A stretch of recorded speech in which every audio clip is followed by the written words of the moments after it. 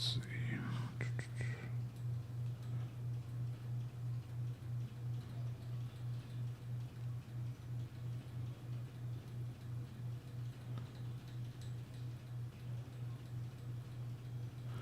Am I live streaming now?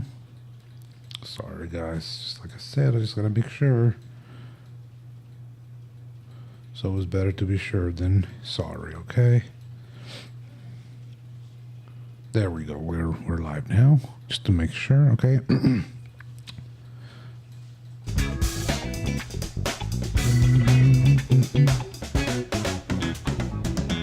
What's up, guys? This is your host John with Buddies Crypto, and today we are reading some crypto news, see what's going on in the market, see what's coming for us. Today, let me read to you guys what news we'll be covering today. Some from CoinDesk. What's this one right here? Cointelegraph, investing.com. First news I will be covering today. Ether ETF should be fully approved by September, says SEC Chair Gensler. Sure spot Ether ETF approval fails to steer slumping crypto market. Bitcoin whales to scoop up $1.4 billion in 24 hours amid market correction. Legendary trader John Bollinger breaks silence on Bitcoin price. And the last one will be crypto markets have seen $12 billion of net inflows this year, JP Morgan says. So let me get a drink before we keep reading.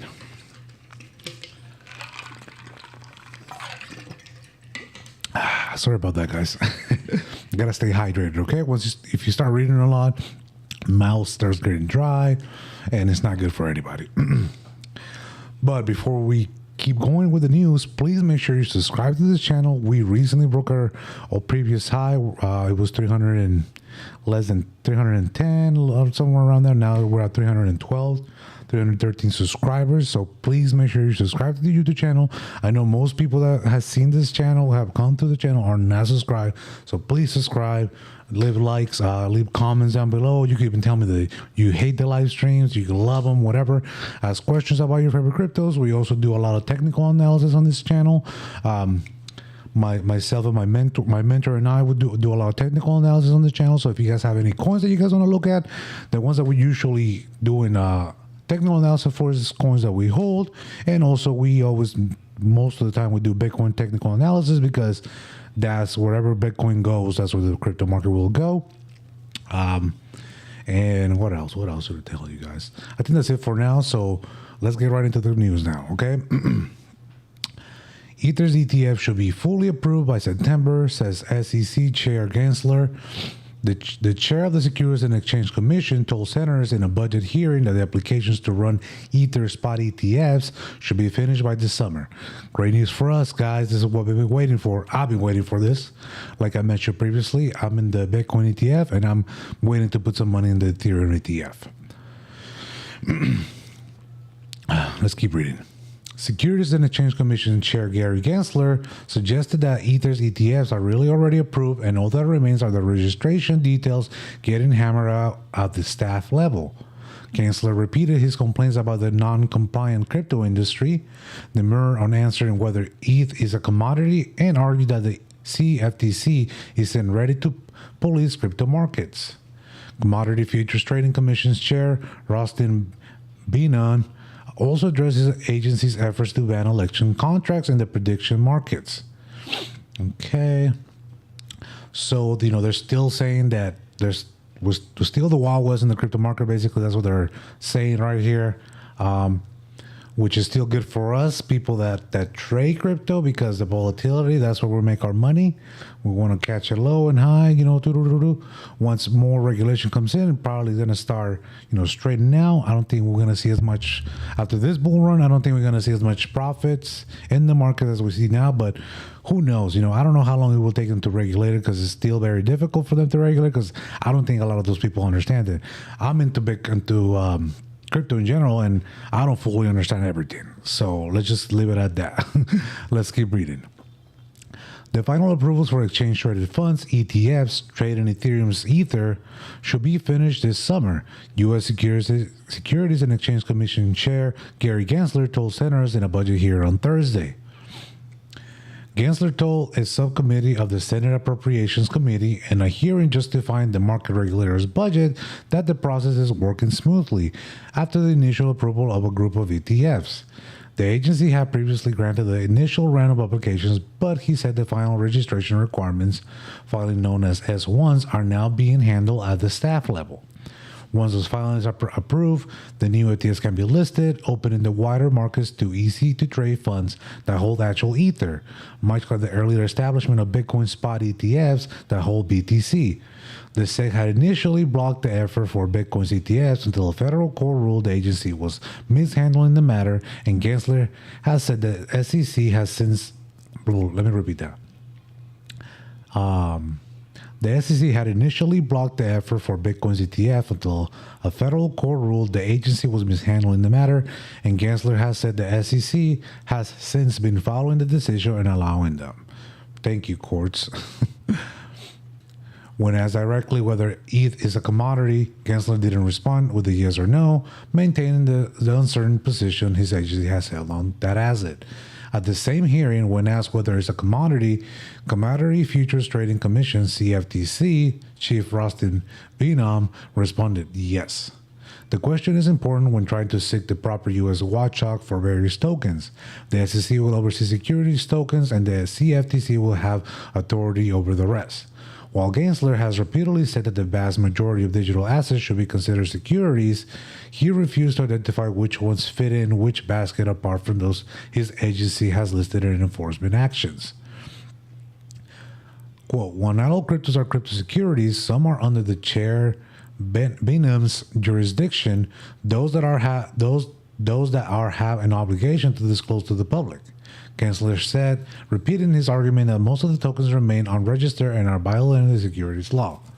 I mean, probably some are, because there's a lot of poop coins around, coins that really don't do nothing but make people money, and that's the whole point of them, just to gamble your money on some meme coins and poop coins. Gensler, who has run both agencies as chairman, said that the industry is Gensler, who has run both agencies as chairman, said that the industry is tumbling. Let me reread this. Gensler, who has run both agencies as chairman, said that the industry is thumbing its nose at the rules. He also suggested that CFTC isn't currently well prepared to police a disclosure-based system of oversight because that's not what it does, unlike the SEC. Beanham noted that CFTC still doesn't have some of the necessary authorities for policing the crypto markets if, as certainly legislative efforts in Congress will direct, it gets more responsibility for overseeing crypto trading. Quote, we don't have those traditional regulatory tools, registration, custody, surveillance, oversight that have really made American capital markets and derivative markets so strong, he said, adding that the CFTC would need a bigger budget to make that happen. More money, yes, we want more money. Beanham was also asked about prediction markets popularized as such firms as Predicted, Polymarket, Zeitgeist, and Kalshi, as his agency stands against contract predicting the outcome of elections. His agency recently moved to block such contracts. Quote, the last thing we need right now is sort of commoditization elections. Beanham said, quote, this is my view, it's clearly against existing law and we're taking steps to make sure they're banned. So these people don't want you making money. They just want you to put in your money, but don't make any money out of it. They say they're trying to protect you, but I mean, who even trusts the government by now? All they do is waste money. That's basically all they do. All right, let's go to the next story. That's it for that. Sure spot Ether ETF approval fails to stir a slumping crypto market.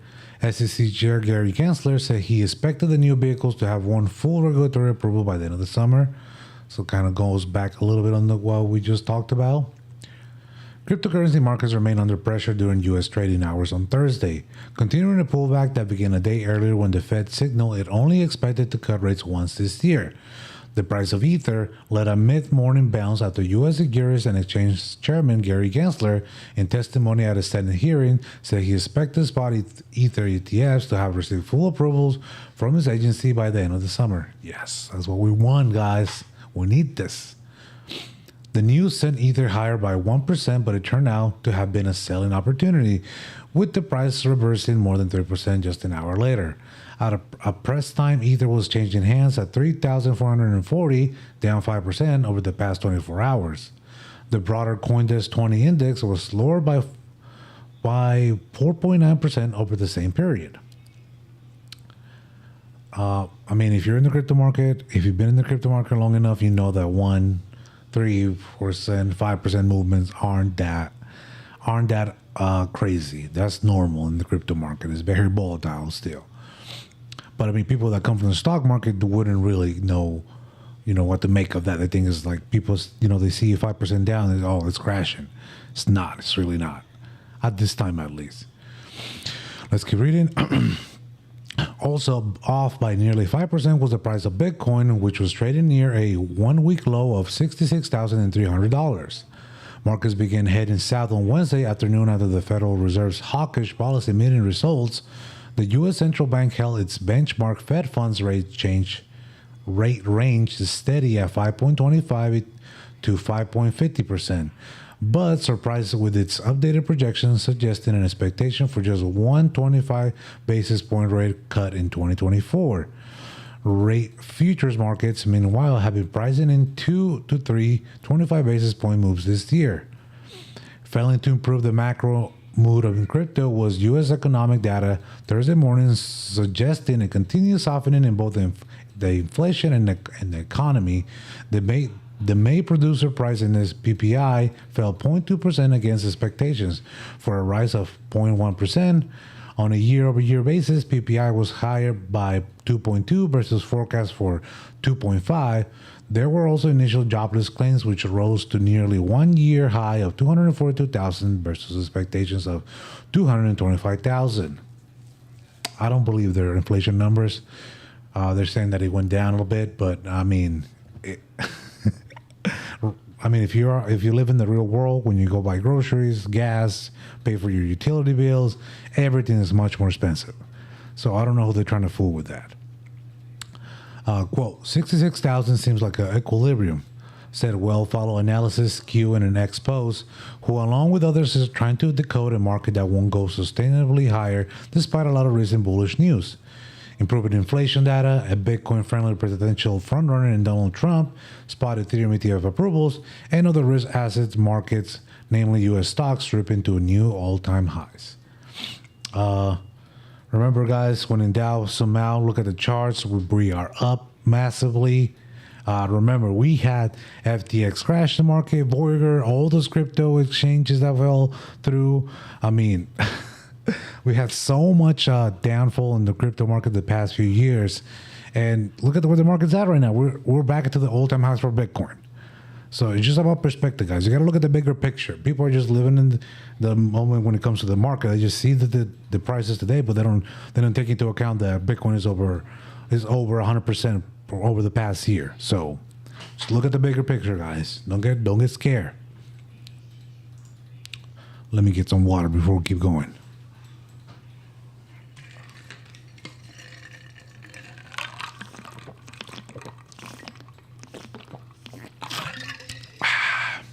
Sorry, guys. Now I'm doing it on purpose. All right, next story. This is from Cointelegraph. Bitcoin whales scoop up $1.4 billion in 24 hours amid market correction. The people with the money, the whales, the people that have, that have been in the market in markets in general for a long time, they're buying the dip. What are you guys doing? They're buying towards the top. Myself and my mentor, thanks to my mentor, we've been buying crypto for the past 2 years. Once it's been going down, DCAing, dollar cost averaging, getting a good position in, lowering the average price per coin. they're kind of doing the same thing, I'm guessing, right now, since a lot of more institutions are buying more crypto. Let's just read this. Let's keep reading the article. The huge and sudden uptick in Bitcoin whale accumulation came as Bitcoin supply on exchanges fell to its lowest level since December 2021. You see, we're running out of Bitcoin. People are keep buying it. More demand, less supply. Let's keep reading. Bitcoin whales took full advantage of Bitcoin's price slump on June 11, accumulating a combined 20,600 Bitcoin worth of 1.38 billion. According to blockchain analytics from CryptoQuant, it was the largest inflow day for Bitcoin whales since February 28, when spot Bitcoin, 66,515 price at the moment, exchange traded fund, were barely 6 weeks old and BTC approached a new all-time high. Inflows into Bitcoin whale accounts hover between 1,300 and 2,200 Bitcoin per day, as Bitcoin fell from $71,650 on June 7 to around $69,000. The price plummeted again days later, leading to a massive day with 20,600 Bitcoin flowing into whale accumulation addresses on June 11. The data hasn't yet been updated for June 12, which saw Bitcoin's price briefly spike